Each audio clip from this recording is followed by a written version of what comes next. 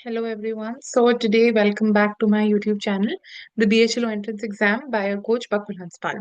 And today we're gonna start with the next part of our thing that we were continuing in the previous class, which was of course the constitutional law. So हम उसको bare act कर रहे थे, and हम उसको ही continue करते हैं, ठीक है? I'm just sharing my screen. तो और थोड़ा सा पार्ट रह गया है, ये बहुत मोस्ट इंपॉर्टेंट पार्ट्स हैं। आई वुड से जो फर्स्ट 3 वीडियोस होंगी ना इस पर्टिकुलर बेयर एक्ट पर, बहुत ज्यादा इंपॉर्टेंट होंगी। यहाँ से क्लैट के क्वेश्चंस आते हैं, इसलिए इंपॉर्टेंट होंगे, ठीक है? तो समझते हैं। Protection in respect to your conviction of offences, right? अब बहुत सारी चीजें होती हैं, जैसे मैं बात करूं अक्यूज्ड पर्सन कौन सा होता है।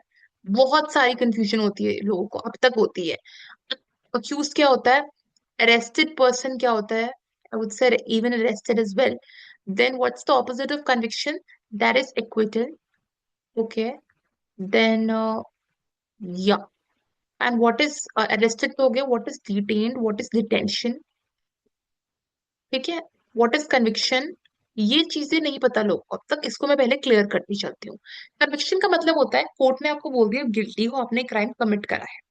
इसका डायरेक्टली ऑपोजिट होता है acquitted, which means that the court has declared you that you are not guilty, ठीक है? That is known as acquitted.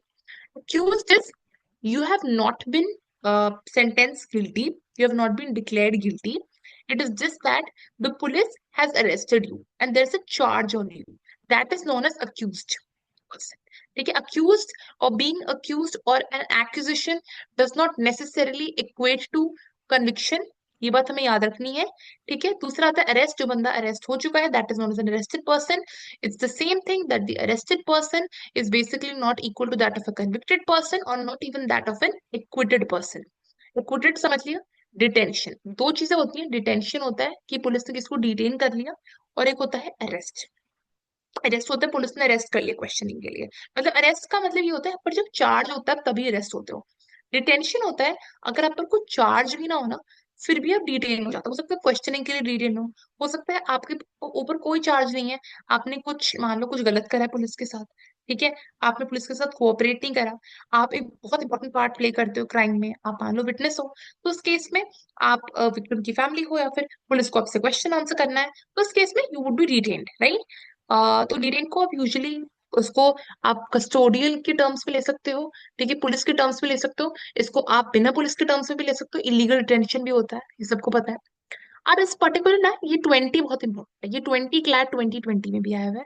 इस पर बहुत अच्छे अच्छे क्वेश्चन बने थे जो बहुत डिफिकल्ट डिफिकल्ट बने थे, ठीक है? अब मैं आपको बताती हूँ क्या तीन चीजें होती है, ex post facto laws, double jeopardy and right against self incrimination. इसको फ्रेंच में बोलते हैं autrefois acquit and autrefois convict, ठीक है?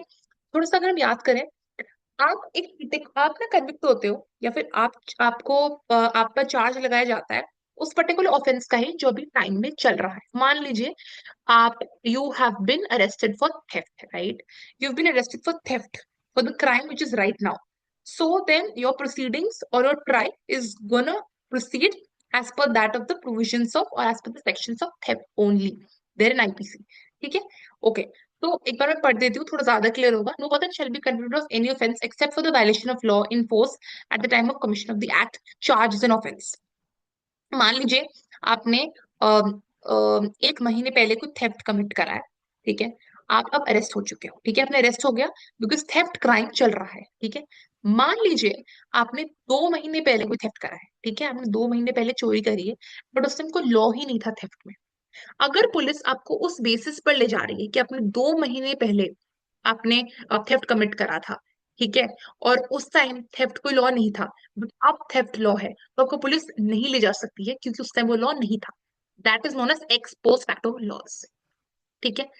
Plus act charges an offense nor be subjected to penalty greater than that which might have been inflicted under the law in force at the time of the commission of the offense, ठीक है? इस example से थोड़ा सा मैं और clear कर देती हूँ आपको। जैसे फॉर एग्जाम्पल बोला गया है कि 3 इयर्स आपका इम्प्रिजनमेंट लगता है थेफ्ट में, अगर आप 2018 में कोई थेफ्ट को कमिट करते हो। यही थेफ्ट अगर आप मान लीजिए आप 2019 में कमिट करते हैं और ये 7 सालों का होता है, तो आपको टेक्निकली 7 साल की देनी चाहिए सजा, पर आप देंगे 5 साल की। क्यों? क्योंकि उस टाइम जब आपने थेफ्ट कमिट करा था तो 3 साल की सजा थी या फिर 5 साल की सजा थी, आप 7 साल की सजा नहीं देंगे। अभी जो चल रहा है वो 3 साल चल रहा है, ठीक है? No person shall be prosecuted or punished for the same offense more than once. For example, you have committed murder of a person. Now, you have committed murder of that particular person who was the sole breadwinner of the family. The family is struggling. One of the member of the family commits suicide because they are not able to maintain their living. Okay, because of the death of the sole breadwinner of the family, and you have killed that person. उस case में वो letter लिख जाता है कि मैंने abetment to suicide है, आपने अबेट करा है, मेरे को ऐसी कंडीशंस में रखा है, मेरे पास पैसे नहीं है और इसलिए सुसाइड कमिट कर लिया है।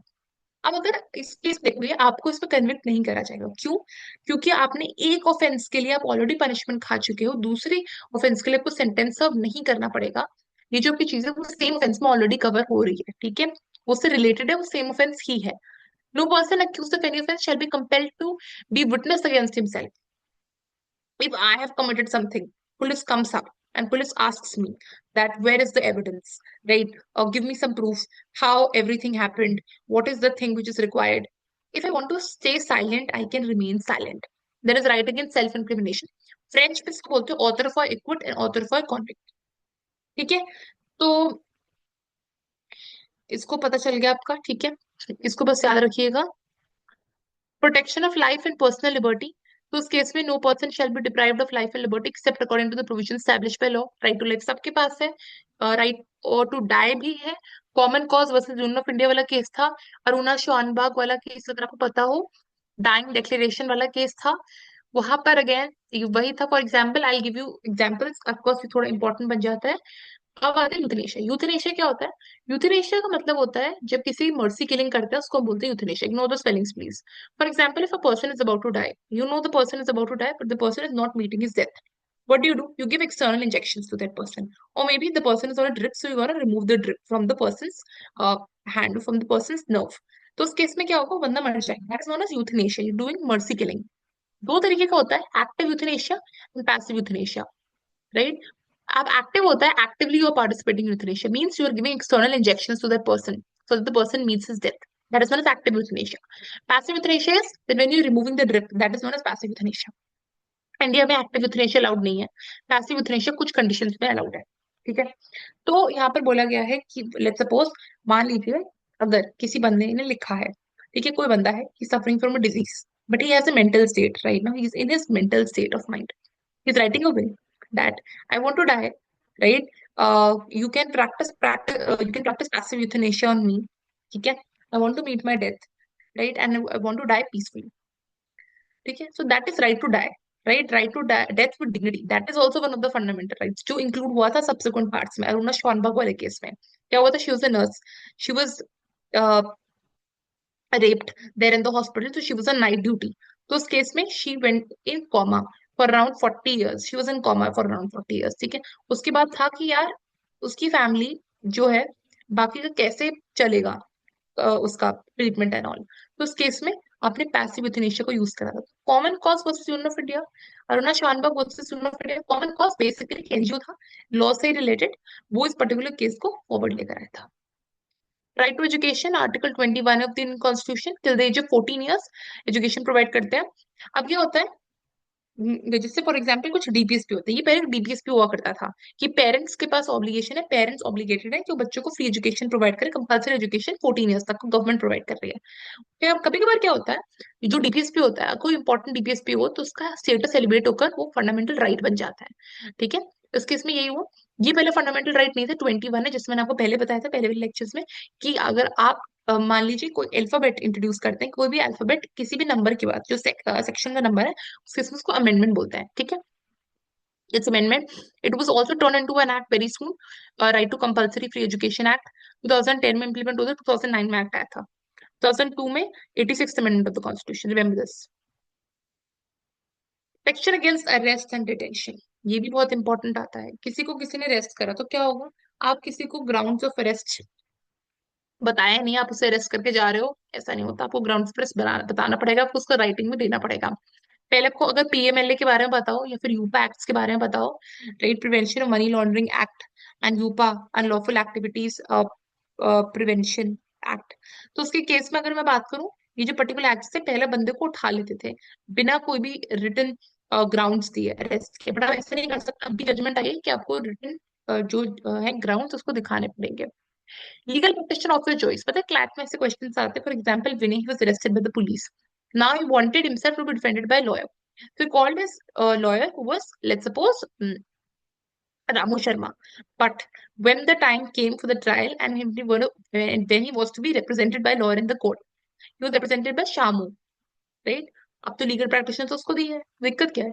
उसका लीगल राइट फिर भी वैलिड हुआ बिकॉज उसे लीगल प्रैक्टिशनर ऑफ चॉइस नहीं मिला। तो ऐसे ऐसे क्वेश्चंस आते हैं। Let's see this. तो बेसिकली यहाँ पर ये होता है कि अब मान लो पुलिस स्टेशन में इस बंदे को रखा गया, अगर अगर बंदे को अरेस्ट कर लिया गया, उसके बाद सीधा मैजिस्ट्रेट के सामने से क्वेश्चनिंग के लिए प्रोड्यूस करना पड़ता है। जो पूरा टाइम होता है ना, ये 24 आवर्स का होता है, और 24 hours excluding the travelling time होता है, ठीक है? आपको 24 आवर्स से मैजिस्ट्रेट के सामने इसको प्रोड्यूस करना होगा अपनी सारी इन्वेस्टिगेशन के सामने। लेट्स सपोज पुलिस ने इन्वेस्टिगेशन पूरी नहीं करी, तो मैजिस्ट्रेट आपको बोल देगा कि आप इसको दोबारा अंदर लेकर जाइए, दोबारा से इन्वेस्टिगेशन करिए।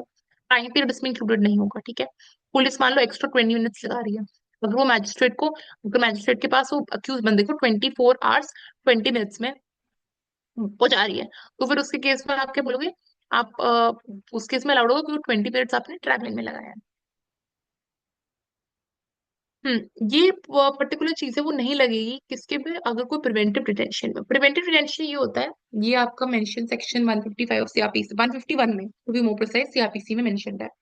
बेसिकली ये बात करता है कि लेट्स सपोज आप माने जाते हो कि आप एक थ्रेट हो बहुत बड़े, कोई नेशनल सिक्योरिटी कंसर्न है, मान लीजिए कोई इंटरनेशनल विजिट हो रही है किसी प्राइम मिनिस्टर प्रेसिडेंट के द्वारा, तो उस केस में ऐसा होता है कि आप लिंक्ड हो टेररिस्ट अटैक्स कराने में, तो आपको अंदर कर लिया जाएगा, ठीक है, उस पर्टिकुलर पीरियड ऑफ टाइम के लिए।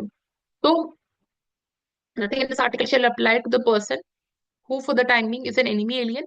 एलियन का मतलब होता है कोई बाहर से, एनिमी का मतलब होता है जब भी हम एनिमी पढ़ते हैं जिसके साथ इंडिया किसी वॉर में हो, अभी वॉर में हो मतलब एनिमी कंट्री, मतलब अभी किसी वॉर में, मान लो इंडिया अभी किसी वॉर में है किसी कंट्री बी के साथ, तो कंट्री बी क्या हो जाएगी? एनिमी कंट्री हो जाएगी, और वहां के बंदे एनिमी एलियन कहलाएंगे, ठीक है? वो वाला एलियन नहीं है स्पेस वाला।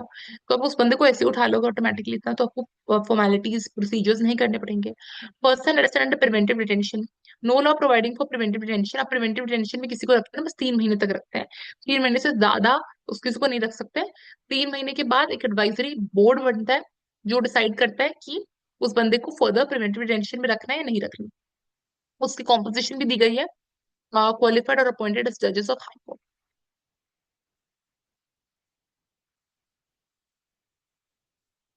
ठीक है? और पार्लियामेंट ही इसका ओनस लेगी, ठीक है? मैंने जैसे यहाँ पे लिखा हुआ है कि पार्लियामेंट का थोड़ा सा लेवल जो है कॉस्ट लेवल ज्यादा होगा एडवाइजरी बोर्ड का, क्योंकि पार्लियामेंट का क्यों? क्योंकि पार्लियामेंट में इलेक्टेड रिप्रेजेंटेटिव्स बैठते हैं, एडवाइजरी बोर्ड में इलेक्टेड रिप्रेजेंटेटिव्स नहीं होते, अपॉइंटेड बंदे होते हैं, जज वगैरह।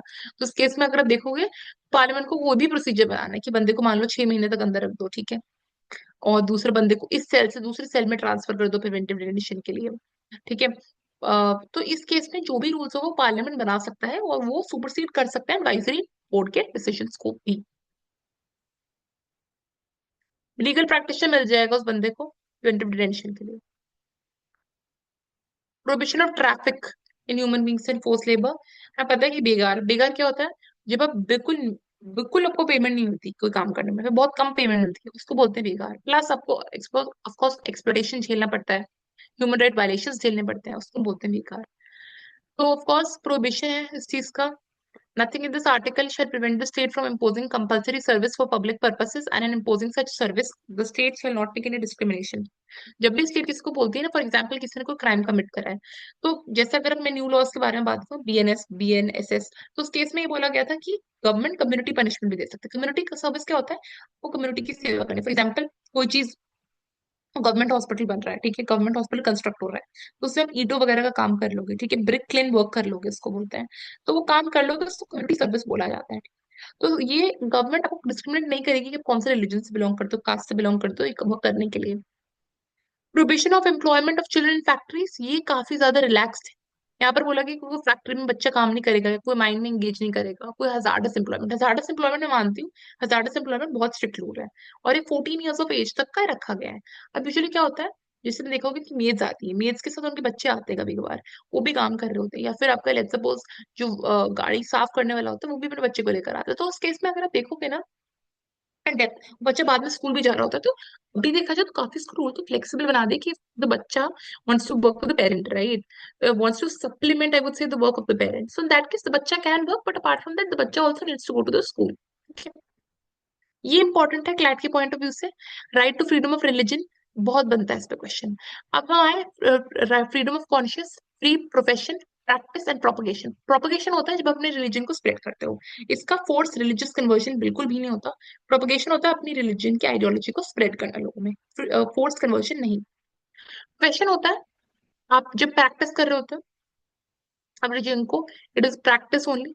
आप free to adopt a religion, free to change your religion, that is profession. ठीक है, तो ये आपका हो गया। स्टेट्स रेगुलेट कर सकते हैं, ऑफकोर्स रिस्ट्रिक्ट कर सकते हैं कोई भी एक्टिविटी जो उसको ठीक नहीं लग रही और जो सेक्युलर प्रिंसिपल्स में नहीं है। Social welfare, throwing open of the Hindu religious institutions. अच्छा, कुछ चीजें होती हैं, for example you must have seen the Sikh people. The Sikh people wear turban. So in that case, let's suppose if any person is driving a scooter or any bike, they're not actually forced to wear helmets. Why is it so? It is mentioned under the Essential Religious Practices Act कि वो religion का part है. For example, of course, you're not allowed to carry sharp objects when you're going into a mall. But if a Sikh person wants to keep kirpan in his pocket, it is allowed because it's a part of religious, Essential Religious Practices Act. ये पूरा act है जो ध्यान रखना है। ठीक है, then आपका हिंदी की डेफिनेशन दे दी कि यार हिंदूज में कौन कौन लोग इंक्लूडेड है। हिंदूज में सिख, जैन, बुद्धिस्ट, सारे लोग इंक्लूडेड है, जो जो स्टेट माना जाए। ठीक है लोग, ये चीजें याद रखनी है। Freedom to practice, maintain, establish religious institutions या फिर charitable centres, manage own affairs in religion, acquire movable immovable property, administer such property. Everything is allowed if you are managing your religious affairs. ठीक है, of course religion is in your hands whether you want to propagate, profess, practice any religion of your choice. It's completely up to you. Next is freedom as to the payment of taxes for the promotion of religion.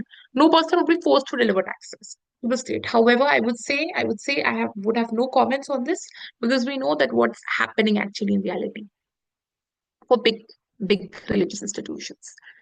Right? However, if the state feels that whatever taxes that's collected it is used for the social welfare of the people or for the upkeep of the temple, in that case, there are a few temples where the wealth is taxed. A few temples, if I'm not able to recall, in Bihar and Karnataka, like I've gone through some of the news articles as well of those. Over there also it was mentioned that the temple wealth was taxed. So this is the thing. Freedom as to the attendance at religious instruction or religious worship in certain educational institutions. Usually देखा जाता है बहुत तरीके के schools होते हैं। एक होते हैं फुल्ली फंडेड बाय सेंटर, एक होता है आपका पार्शियली फंडेड बाय सेंटर, एक आपका होता है it is established bye a trust. ठीक है, कोई भी हो सकता है, वो सुन्नी ट्रस्ट बोर्ड हो सकता है, वो शिया हो सकता है, वो हिंदू हो सकता है। ठीक है, and it is run by government. एक हो सकता है which is recognised by government. फर्क क्या होता है इनमें? ये पूरा गवर्नमेंट का है, ये पार्शियली गवर्नमेंट पार्शियल फंड दे रहे हैं, बाकी सब प्राइवेट सेक्टर से फंड्स आ रहे हैं। ये ऑलरेडी स्टैब्लिश कॉलेज था, गवर्नमेंट ने इसको रिकॉग्नाइज कर लिया है, तो गवर्नमेंट का हो जाएगा। ये किसी ट्रस्ट ने स्टैब्लिश करा था, क्योंकि किसी मान लीजिए कोई सुन्नी वक्त वो किसी सुन्नी ट्रस्ट ने स्टैब्लिश करा था, अब गवर्नमेंट कर रही है इसको control, day to day activities government देख रही है। अब यूजुअली क्या होता है, गवर्नमेंट किसी भी बंदे को फोर्स नहीं करती ये रिलीजन प्रैक्टिस को अपने फुली फंडेड स्कूल्स में, अपने पार्शली फंडेड स्कूल्स में, या फिर रिकॉग्नाइज विद स्टेट वाले स्कूल्स में। बट ये जो ये वाला होता है ना, establish by trust and the daily activities are basically run by the government. इस केस में अगर किसी स्पेशल रिलीजन को प्रमोट करना है आप कर सकते हो। यही एग्जाम्पल दे रखा है, यही इसमें आपका वो दे रखा है exception. Nothing in this clause shall apply to education institutions which are administered by the state. इसका पूरा नाम ही होता है established by trust but administered by state. Under any endowment, endowment होता है कोई type of donation, or trust which requires that religious instruction shall be imparted in such institution. No person attending religious institution recognized by the state or receiving state outer funds shall be required to take part in any religious institution. ये मैंने ऊपर के last के बता दिया। ठीक है, may be imparted or to attend any religious worship may be conducted unless such a person, or if such a person is minor, his guardian has given his consent to do so. अगर कुछ ऐसा हो रहा है तो of course minor का consent guardian देगी। ठीक है, जो पेरेंट्स होंगे कोई और। कल्चरल एजुकेशनल राइट्स, ये जो चीज है वो माइनॉरिटीज को ही पर्टेन करती है। ठीक है, जैसे फॉर एग्जाम्पल किसी का डिस्टिंक्ट वो है स्क्रिप्ट है, लैंग्वेज है, उस केस में they want to preserve it, the government is gonna allow it, ठीक है। गवर्नमेंट किसी भी बंदे को एडमिशन डिनाई नहीं कर सकती कि उस पर्टिकुलर कम्युनिटी का आता है, उस पर्टिकुलर रिलीजन का आता है, या फिर फंड्स देने में कोई डिस्क्रिमिनेट नहीं करेगी। Right of minorities to establish and administer education institutions, तो अपने एजुकेशन इंस्टीट्यूशन स्टैब्लिश कर सकते हैं और गवर्नमेंट कभी भेदभाव नहीं करेगी फंड में, ठीक है, देने में। तो ये पता होना चाहिए, इतना कोई कॉम्प्लेक्स नहीं आता, क्लैट में लिखा हुआ। अपकमिंग सेशंस में आई ब्रिंग पैसेजेस आल्सो करने के लिए, ठीक है। जैसे ये है, ऐसी चीजें वो नहीं देगा कि मेंशन क्लॉज वन, ये सब नहीं। आपको ना डायरेक्टली वो देगा पैसेज फॉर्म में, वर्ड्स फॉर्म में, इजी लैंग्वेज में। ऐसे इतना सेक्शन तो हम पढ़ रहे हैं अपनी कन्वीनियंस के लिए, हमें थोड़ा थोड़ा जीके भी याद हो जाए, ठीक है। अगर है ये जीके में बहुत बेसिक है, आपको टिप्स पर होना चाहिए, fundamental rights and directive principles of state policy.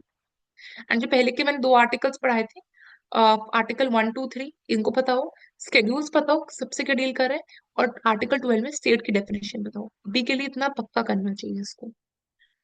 Compulsory acquisition of property, ये जो चीज है, ये आपका जो केस लॉ है, देखिए केशवानंद भारती, मैं अपने पुराने ही उससे आपको कवर कराती हूँ। मठ था, पर्टिकुलर रीजन था केरला में, वो रीजन गवर्नमेंट रिक्वायर करती डेवलपमेंट के लिए, बात 1950s के अराउंड थी। तो इंडिपेंडेंस हो गया था, सोशल डेवलपमेंट करना था, उस रीजन को ले लिया गया, कॉम्पनसेशन नहीं दी गई। उसका हेड था केशवानंदा, आया केस लेकर, वो केस गया कोर्ट में। इसको बोलते Keshavananda Bharati versus Union of India. तो इस केस में बहुत सारी चीजें डिसाइड हुई। गवर्नमेंट ने बोला कि हम डीपीएस इंप्लीमेंट कर रहे हैं, सोशल वेलफेयर इंप्लीमेंट कर रहे हैं, तो हम फंडामेंटल राइट्स यानी राइट टू प्रॉपर्टी, ये जो आर्टिकल 31 है इसको बोलते थे राइट टू प्रॉपर्टी, तो ये सुपरसीड कर सकता है, मतलब फंडामेंट जो डायरेक्टिव प्रिंसिपल्स स्टेट पॉलिसीज के ऊपर। बट इस पर बहुत ज्यादा बातचीत हुई, फाइनली इसको डिसाइड हो कि उसको रिमूव कर रहे हैं। गवर्नमेंट प्रॉपर्टी ले सकती है अगर उसको लगता है कि वो सोशल डेवलपमेंट करेगी, बदले में कॉम्पनसेशन भी देगी। तो अभी अगर आप पढ़ोगे, मैं को दिखा दूंगी, article 300A of the Indian constitution, वहां पर मेंशन्ड है। केशवानंद भारती बहुत लैंडमार्क केस है, यहाँ सब बेसिक स्ट्रक्चर डॉक्ट्राइन ऑफिशियली निकल कर आया था। Otherwise Golaknath versus Union of India case में इसका प्रिंसिपल निकल कर आया, इसका जो रूट था ना, ब्रेन चाइल्ड, वो Golaknath versus Union of India है।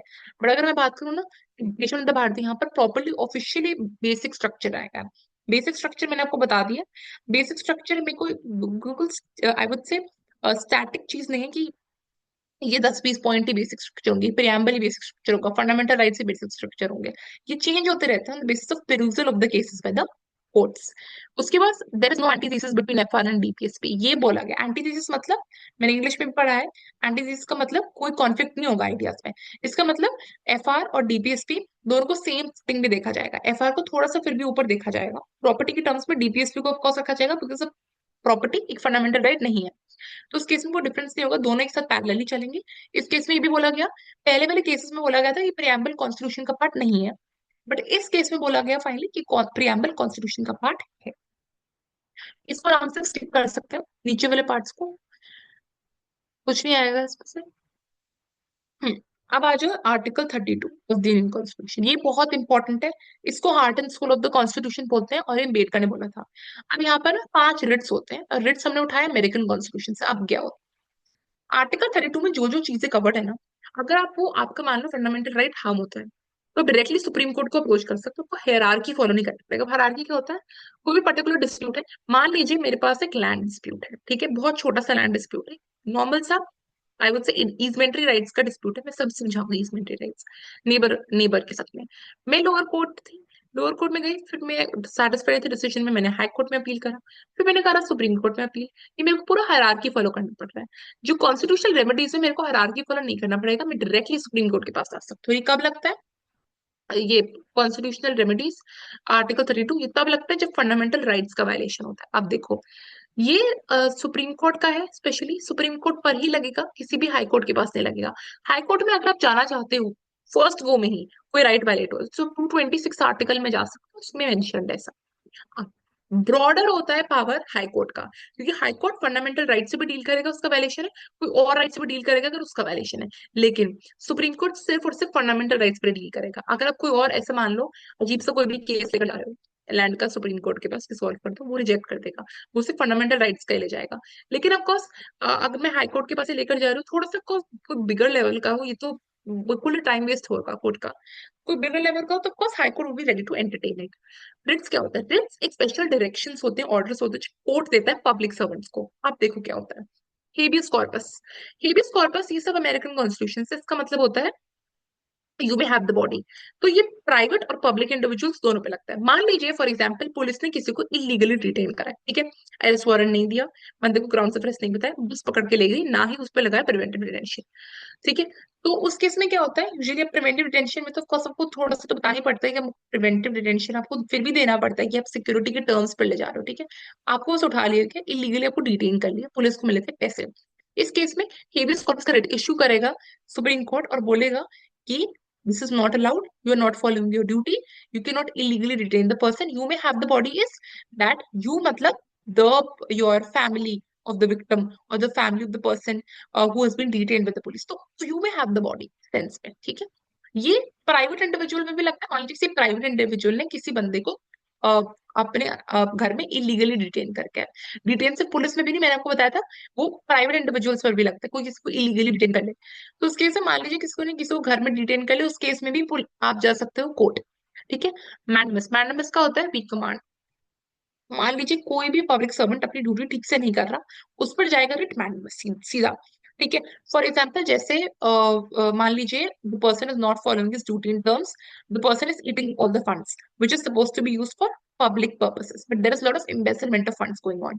Government is going to issue the writ of mandamus saying you are not performing your duty, you need to perform your duty, ठीक है। को वारंटो का मतलब होता है ये भी आपका पब्लिक सर्वेंट पर ही लगता है, राइट। तो उसमें यूजुअली आपको देखा जाता है when you are not eligible to hold the office still you are holding the office, ठीक है। तो उस केस में that is known as quo warranto, ठीक है। For example I would say if the person is serving as some position in the government, right, person has cracked some exam, person is serving the position, but later on it comes to know that the documents that the person gave are fake documents. So in that case, of course, he's not having the degree, he's not having the eligibility. So then he would be removed. So this is coverto. अब दो चीजें आती हैं, सोशियोररी and prohibition. Prohibition का मतलब होता है we forbid, and सोशियोररी होता है आपका टू बी मोर इन्फॉर्म्ड। अब अगर मैं बात करूं आपका प्रोहिबिशन कैसे होता है, जैसे फॉर एग्जाम्पल कोई भी पर्टिकुलर होगा higher court, higher court lower court को बोलेगा कि आप इस केस को नहीं ले सकते। अब मैं आपको बताती हूँ, अगर मैं बात करूं केस से एंटरटेन करने का तो एक तरीका होता है, एक होता है टेरिटोरियल जुरिसडिक्शन, ठीक है, एक होता है पेक्यूनरी जुरिसडिक्शन।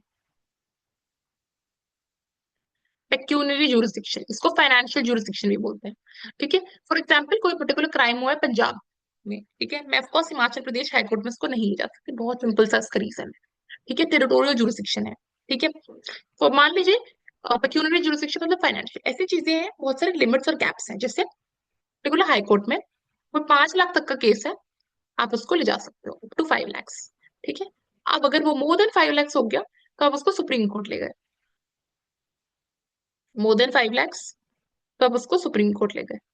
तो देख लीजिए, अब ये कोई पर्टिकुलर केस आया हाई कोर्ट के पास, ठीक है, वो 5.5 lakhs का है, ठीक है, ठीक है, वो केस उसने रजिस्टर कर लिया, सुप्रीम कोर्ट ने बोला, उसको मना कर दिया, उसको फॉरबिड कर लिया केस लेने से, तो वो क्या हो जाएगा, प्रोहिबिशन। अब क्या हुआ, सुप्रीम कोर्ट इतना बिजी था डिसीजंस में कि हाई कोर्ट ने वो जजमेंट सुना दिया उस पर्टिकुलर प्रोहिबिशन पर ही, और उस पर्टिकुलर केस पर ही, जो उसने 5.5 lakhs का लिया हुआ था, लेकिन उसके पास तो जुरिसडिक्शन ही नहीं है। अब उस जब जजमेंट को क्वॉश करा जाएगा, उस जजमेंट को नल एंड वॉइड करा जाएगा, उस केस में आपका लग जाएगा सोशियोररी। तो प्रोहिबिशन पहले लगता है जब आप किसी कोर्ट को फोरबिड करते हो, मना करते हो, एंड सोशियोररी तब लगता है जब वो फाइनली जजमेंट निकाल देते हो और उस जजमेंट को छेड़। empower any other court to exercise, मान लीजिए within limited jurisdiction or any powers exercisable by Supreme Court, if Supreme Court is not available, ऐसी चीजें होती ही नहीं है, बस लिख दी है, सुप्रीम कोर्ट अवेलेबल नहीं है तो पार्लियामेंट में अपॉइंट सम अदर अथॉरिटी। अब जो आपका आर्टिकल 33 एंड 34 आता है, मेजरली मार्शल लॉ वगैरह से डील करता है, ठीक है। अब मार्शल लॉ क्या होता है, ठीक है, थोड़ा सा देखते हैं। तो मार्शल लॉ क्या होता है, जब मिलिट्री रूल लग जाता है रीजन पे, आफस्पा बोलते हैं, आर्म फोर्सेस स्पेशल प्रोटेक्शन। क्या होता है, नॉर्थ ईस्टर्न में इंसर्जेंसी बहुत रहती है, नॉर्थ ईस्टर्न रीजन में, ठीक है, बहुत सारे लोग होते हैं म्यांमार से, चाइना से, तो वहां पे बहुत ज्यादा टेंशन वाला माहौल बना होता है, प्रोटेस्ट हो रहे होते हैं, हमें रिप्रेजेंटेशन नहीं मिल रही, न्यू दिल्ली हम पर फोकस नहीं कर रहा, वहां पर मिलिट्री रूल लगा देती है गवर्नमेंट, ठीक है। अब पार्लियामेंट के पास पूरा जुरिसडिक्शन है कि मेंबर्स कैसे हो आर्म्ड फोर्सेस के, जो मिलिट्री रूल लगा रहे हैं उसकी मेंटेनेंस कैसे हो, कितने लोगों को एम्प्लॉय करें इंटेलिजेंस में, या फिर लोगों के पास पीपल एम्प्लॉयड और in connection with telecommunication, for what purposes, if you are employing them in bureau, if you are employing them in any other intelligence bureau, that's completely up to the parliament. Article 34। अब यहाँ पर क्या होता है, usually इसको he criticise करा जाता है आफ्सपा, इसी के लिए बदनाम है इतनी, क्योंकि एक बहुत केस हुआ था, मणिपुर का ही वो केस था। आफ्सपा जब मणिपुर से हटा दी गई थी और उसका नाम इतना खराब हो गया था। आफ्सपा जो भी चीज आफ्सपा के टाइम पर या फिर मार्शल लॉ के टाइम पर जो मिलिट्री रूल लगा होता है, ठीक है, जो भी मिलिट्री करे लॉ एंड ऑर्डर को मेंटेन करने के लिए, उसने कोई भी स्टेप उठाया, उसने कितनी ही गोलियां मारी, मान लीजिए, तो उस केस में क्या होगा, पार्लियामेंट उसको बंदे को प्रोटेक्ट कर सकती है, उस मिलिट्री ऑफिसर को प्रोटेक्ट कर सकती है जो भी उसने करा हो लॉ एंड ऑर्डर को मेंटेन करने के लिए। यहाँ पे लिखा हुआ है इंडेमनीफाई, उसकी लीगल एबिलिटी को क्लियर कर सकती है, ठीक है। पार्लियामेंट के पास ही पावर है, पार्लियामेंट करती भी है। यूजुअली क्या होता है, जब ये पावर आ जाती है ना कि यार मार्शल लॉ में पब्लिक सर्विस के टाइम पर हम कुछ भी कर देते हैं तो इसका मिसयूज हो जाता है गोलियां लगाने में बार बार। तो इस केस में पार्लियामेंट अगेन दिक्कत क्रिएट कर देती है, प्रोटेक्शन दे देती है। मणिपुर में बहुत टाइम पहले हुआ था misuse, when the military over there did something with the people there in Manipur, in the village of Manipur, which the people did not like. It was so heinous that everyone thought that AFSPA is something which is always misused and which should not be imposed anywhere. तो बहुत सारे north eastern states हैं जिन्होंने तरक्की भी करी है AFSPA के बाद, Assam is one of them. There are also few more states. Mizoram is also one of them. Manipur में situation is going on really tense right now. State emergency आपने impose कर दी है, emergency भी पढ़ेंगे, that is also very important topic. इसलिए क्योंकि इस साल emergency लगी है। 355, 356 जितनी भी है नेशनल इमरजेंसी है, स्टेट इमरजेंसी वो सब देखनी पड़ेगी, ठीक है। तो आपका अगेन ये चीज हो जाएगी, पार्लियामेंट उस लॉ पर, किसी भी लॉ पर कोई भी फोर्स ले सकता है अगर वो लॉ आपका कॉन्स्टिट्यूशन से पहले भी चला हो। जैसे मैंने आपको बताया 26 नवंबर 1949 में कॉन्स्टिट्यूशन तैयार हो गया था, 26 जनवरी 1950 में कॉन्स्टिट्यूशन इंप्लीमेंट होना स्टार्ट हुआ। तो उसके केस में क्या हुआ, बीच का जो टाइम पीरियड था कुछ इंप्लीमेंट नहीं हुआ, नहीं इंप्लीमेंट हुई थी चीजें। कंप्लीट कॉन्स्टिट्यूशन 26 जनवरी को इंप्लीमेंट हुआ था। तो उस केस में आपका जो आर्टिकल 372 है वहां पर मेंशन है क्या क्या चीजें इंप्लीमेंट हो रही थी उस पीरियड ऑफ, ठीक है, बहुत सारे क्लॉजेस हैं जो इंप्लीमेंट हुए थे। Directive principles of state policy, ये बेसिकली चीजें जो नॉन जस्टिफाइबल है। नॉन जस्टिफाइबल क्या होता, सॉरी, नॉन जस्टिशिएबल क्या होता है, जैसे जस्टिशिएबल थी आपकी फंडामेंटल राइट्स, नॉन जस्टिशिएबल हो जाएंगी ये डीपीएसपी। नॉन जस्टिशिएबल होता है कोर्ट के पास लेकर जाओ कि गवर्नमेंट लोगों को खाना प्रोवाइड नहीं कर रही, जो डीपीएसपी का पार्ट है, कोर्ट उसको रिजेक्ट कर देगा सीधा, क्योंकि ये जस्टिशिएबल नहीं है। फंडामेंटल ड्यूटीज का भी सेम होगा, फंडामेंटल ड्यूटीज में कुछ कुछ एक्सेप्शंस हैं, ठीक है। तो उस केस में फॉर एग्जांपल कोई रेगुलेशन नहीं है, ठीक है, कोई लोकल रिवर है, कोई लोकल रिवर बह रही है, फिर लोकल रिवर पे कूड़ा फेंकती है, ठीक है। जो आप अगर यमुना देखो, बहुत अच्छा एग्जाम्पल है, classic example Yamuna and Ganga. किसी को पनिशमेंट दे मिल रही है, किसी को फाइन मिल रहा है, किसी को नहीं मिल रहा, किसी पर इम्पोज नहीं हो रहा, ठीक है। ये लेकर आप कोर्ट चले जाओ, ऑफकोर्स कम चांस है, बट किसके पास अगेन लेकर जाओगे, पहली बात तो हो जाए, हो सकता है फाइन, जब इधर लिखा है कि मान लो अगर यमुना में मान लो कि कूड़ा डालते भी हो तो कितना आप पर फाइन लगेगा, ठीक है। तो वो चीजों पर जो मेंशन नहीं है, ये फंडामेंटल ड्यूटीज भी जो सिटीजन्स को निभानी पड़ेंगी in return for fundamental rights, आपको गिव एंड टेक रिलेशनशिप समझ सकते हो कि फंडामेंटल राइट्स में तो हमें फंडामेंटल ड्यूटीज को इम्प्लीमेंट करना चाहिए, ठीक है। तो इस केस में वही होता है कि वो जस्टिफाइबल जस्टिसेबल नहीं होता। अब शेल नॉट बी फोर्सिबल को बाय कोर्ट लिखा हुआ है, डीपीएसपी आपका पार्ट 3 ऑफ इंडियन कॉन्स्टिट्यूशन में अब मेंशन नहीं है, पार्ट 4 में मेंशन है। स्टेट का मीनिंग है, स्टेट का मीनिंग और पढ़ता है ना आर्टिकल 12 में, गवर्नमेंट है parliament of India, government state legislature of the state, then we have all the local governmental authorities under the control of the government, all the local governmental authorities in the territory of India, ये meaning होता है पूरा state का। तो ये state का meaning same रहने वाला है through out until and unless context specified. उसके बाद सोशल वेलफेयर के लिए यूज होता है, certain policies men and women को equally treat करना, ownership and control of material resources they are distributed as to best subserve the common good, लोगों का भला हो, concentration of wealth वगैरह ना हो, equal pay for equal work हो, इन सब चीजों को ध्यान में रखना है। equal justice and free legal aid, free legal concept, if you don't have money, in that case you can easily opt for an legal aid if you are I would say swamped in a particular case। नाच एक particular body है जो 1995 में बनी, ये particular body free legal aid provide करती है लोगों को। अगर मैं नाल से रेगुलेशंस पढ़ूं, सेक्शन 12 एंड सेक्शन 13 में एलिजिबिलिटी क्राइटेरिया मेंशन है। मान लीजिए आप कोई विमेन है, आप कोई इंडस्ट्रियल वर्कर है, आप कोई ह्यूमन ट्रैफिकिंग से आप सफर कर रहे हो, या फिर आप मान लीजिए कोई नेचुरल कैलामिटी से सफर कर रहे हो, आप किसी जुवेनाइल शेल्टर होम में हो, आप किसी मेंटल डिसेबिलिटी वाले होम में हो, तो उस केस में फ्री डिग्रेड आपको मिल जाएगा। ये सब क्राइटेरिया फुलफिल करने पड़ते हैं। विलेज पंचायत होना चाहिए, महात्मा गांधी का विजन था। इसको कुछ गांधीयन प्रिंसिपल्स भी होते हैं, जो 40 वो क्लासिक एग्जाम्पल है गांधीयन प्रिंसिपल्स। गांधीयन प्रिंसिपल्स मतलब जो पर्टिकुलर जो आर्टिकल्स है कॉन्स्टिट्यूशन में, मेजरली डीपीएसपी जो गांधी जी की आइडियोलॉजी से इन्फ्लुएंस्ड है। Panchayat is one of them. Units of self governance, right to work, education and public assistance, all these are same. Human conditions, maternity leave provide करना, living wage provide करना, इसके अंदर कुछ पढ़ने की नीड नहीं है। Participation of workers in management industries, थोड़ा सा वर्कर्स को भी बूस्ट करना। कोऑपरेटिव सोसाइटीज, कोई भी इशू चल रहा हो, एक साथ बात करें, एक साथ काम करें, एक साथ खड़े हुए दूसरे के लिए। यूनिफॉर्म सिविल कोड, उत्तराखंड में इम्प्लीमेंट हुआ था। गोवा पहली स्टेट थी जहां पर इम्प्लीमेंट हुआ था पोर्चुगीज के टाइम पर। सबके लिए सेम रूल्स लगेंगे, ठीक है। क्रिमिनल तो सबके लिए सेम है, बट सिविल भी सबके लिए सेम लगेंगे। ऑफकोर्स सबका मैरिज की जो चीजें हैं, वो आपका मैरिज के जो रिचुअल्स हैं, वो सब सेम रहने वाले हैं। अगर आप निकाह प्रैक्टिस करते हो, अगर आप सप्तपदी प्रैक्टिस करते हो, अगर आप कोई और भी चीज प्रैक्टिस करते हो अपने मैरिज को सोलेमनाइज करने के लिए, वो चीज सब सेम रहती है। फर्क ये होता है प्रॉपर्टी में, डाइवोर्स में चीजें यूनिफॉर्म हो जाती हैं, ठीक है। अगर फीमेल्स को 25% शेयर मिलता है प्रॉपर्टी में मुस्लिम लॉ में, तो अब 50% मिलेगा, या फिर इक्वल मिलेगा जितना एक पर्टिकुलर हिंदू लॉ के अकॉर्डिंग मिलता है। अगर डिवोर्स के केस में विमेन को अपर हैंड नहीं मिलता मुस्लिम लॉ में, तो अब मिलना स्टार्ट हो जाएगा, क्योंकि लॉज यूनिफॉर्म हो जाएंगे जो हिंदू लॉज चले जा रहे हैं। Provision of early childhood care and education of children below the age of 6 years। Early childhood care के बारे में बात करिए, anganwadi is a classic example. Schedule caste schedule tribes के लिए एजुकेशन इंस्टीट्यूशन, रे लेवल ऑफ न्यूट्रिशन को रेज करना। ये सब स्टेट को अपनी इकोनॉमिक कैपेसिटी में देखना पड़ता है कि स्टेट कितना है इसको इम्प्लीमेंट कर पा रही है अपनी इकोनॉमिक कैपेसिटी में। और रेड टेप तो हर जगह है। रेड टेप एक टर्म बहुत इंपॉर्टेंटली यूज होता है हर न्यूज़पेपर आर्टिकल में, मतलब corruption, simple. Organisation of agriculture animal husbandry, loco local employment मिले। प्रोटेक्शन इंप्रूवमेंट, ये एक अमेंडमेंट है, ये पार्ट देख सकते हो आप।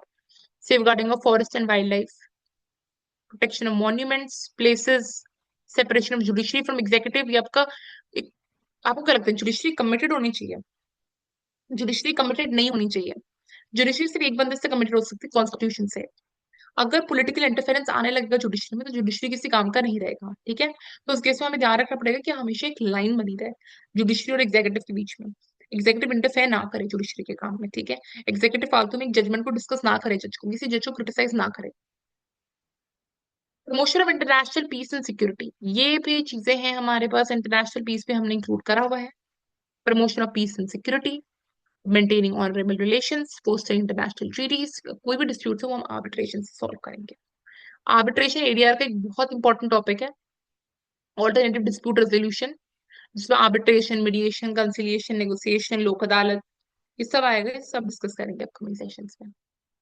अब आते हैं फंडामेंटल ड्यूटीज।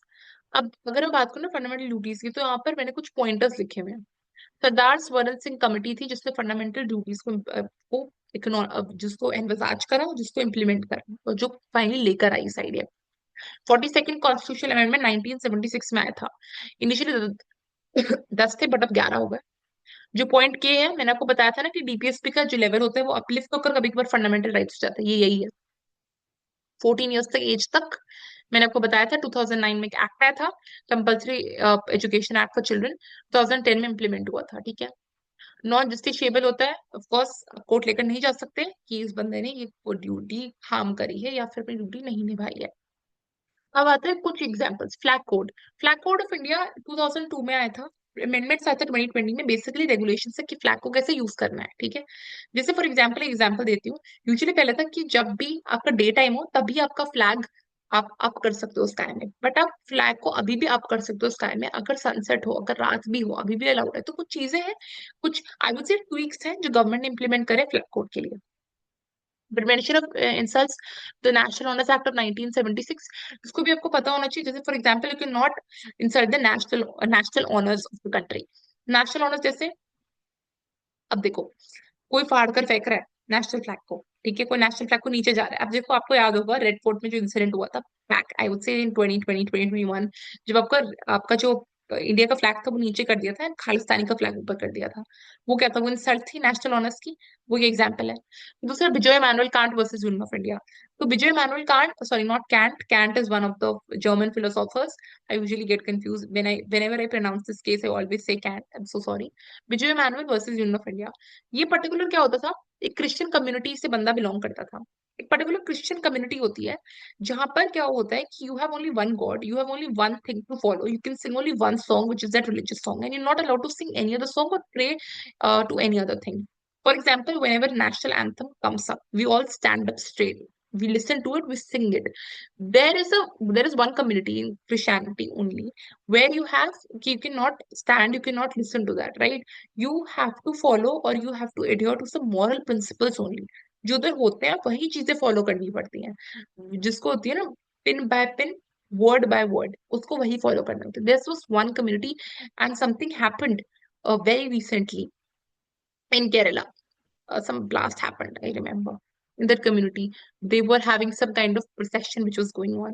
So वहां पर बोला गया था कि even if आप सिंग नहीं करते हो नेशनल एंथम को खड़े होकर, या फिर इवन इफ आप स्टैंड नहीं करते हो नेशनल एंथम के लिए, दैट्स कम्प्लीटली फाइन. ये जजमेंट आया था, बट आपको उसको डिसरिस्पेक्ट नहीं करना है. अगर आप नहीं खड़े हो रहे कोई बात नहीं, अगर आप गा नहीं रहे तो कोई बात नहीं, बट डिसरिस्पेक्ट नहीं करना. Right. So this was this only fundamental duties. आपका यूनियन हम नेक्स्ट से स्टार्ट करेंगे इसको बहुत कंसाइज मैनर में. मैं अब आई वुड से बेयर एक्ट पढ़ाना प्रेसिडेंट के लिए. सी सिटीजनशिप आई विल टीच, ठीक है, इतना इंपॉर्टेंट नहीं है बट आई विल टीच, आता है at times. CA and all NRC वगैरह की वजह से. प्रेसिडेंट वाइस प्रेसिडेंट, ये चीजें इंपॉर्टेंट नहीं है, न्यूज में नहीं है, बट हमें थोड़ा पता हो. एलिट वगैरह पूछते हैं थोड़ा सा, वो क्या होता है यूजुअली इंटरेस्टेड रहते हैं वो स्टैटिक जीके में, स्टैटिक पॉलिटी में. तो उसका मैं ट्रैक रिकॉर्ड रखूंगी. बाकी मैं ये सब कुछ चीजें जो है वो कवर कराऊंगी. मैं बेसिक आपका पॉलिटी भी कवर कराऊंगी, ठीक है, जो भी प्राइम मिनिस्टर से रिलेटेड है, प्रेसिडेंट से रिलेटेड, जुडिशरी से रिलेटेड. जुडिशरी के बहुत टॉपिक्स है, attorney general, solicitor general, advocate general, ये डेथ पेनल्टी के पार्डन कितने तरीके के होते हैं, ठीक है, सेंटेंसेस रिड्यूस करने के तरीके, इमरजेंसी कैसे लगती है, इमरजेंसी कौन सा स्टेट में सबसे ज्यादा हाईएस्ट लगी, कौन से स्टेट में लोएस्ट, कौन सी कमिटीज बैठी थी, जेसी शाह कमेटी कौन सी है, ये सब I cover in the upcoming sessions.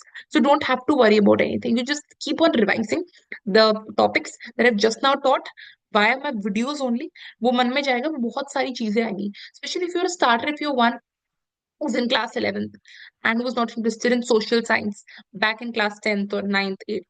So, this case, it would be very good if you watch this video, the first video, where I've taught almost everything and I'm teaching each and every single word so that's easier for you to understand the upcoming things.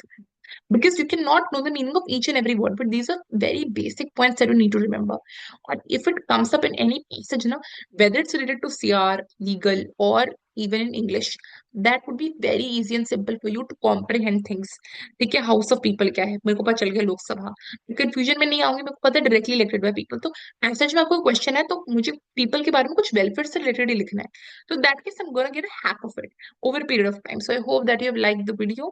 Do like, share, subscribe to the YouTube channel, and apart from that, share it as well amongst all your law aspirant friends.